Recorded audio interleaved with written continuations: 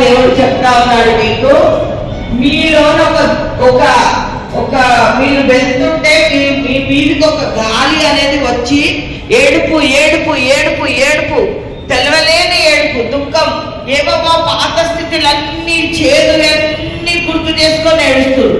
ఎందుకు ఏడుస్తారో మీకే అర్థమైతలేదు.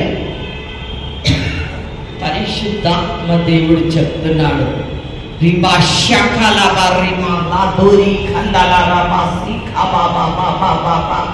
ఈ రోజు నుంచి అది నీలో నుంచి అది తొలగి వెళ్ళిపోతుంది నా బిడ్డ.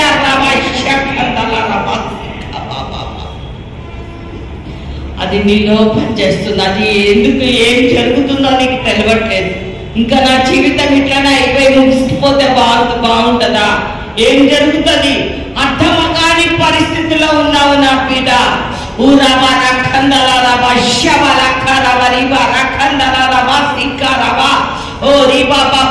పాటలు ఏవో గుర్తొస్తున్నాయి. ఇప్పుడు అన్ని సరిపెట్టిండు దేవుడు, అయినా నీకు పాతవన్నీ గుర్తొస్తున్నాయి. పాతవి ఏదో శ్రమల పడినాయి, అన్ని గుర్తొస్తున్నాయి. ఎందుకు గుర్తొస్తున్నాయి నీకు అర్థమైతలేదు. ఇవి ఎందుకు నా మైండ్లోకి వస్తున్నాయి అర్థమైతలేవు.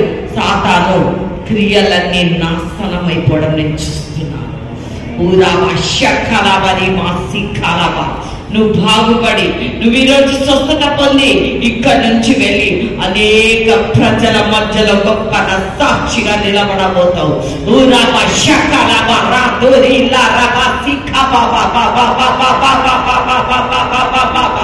పరిశుద్ధాత్మ దేవుడు నేను తాకడం నేను చూస్తున్నాను. పరిశుద్ధాత్మ శక్తిని పైన కుమ్మరించడం నేను చూస్తున్నాను.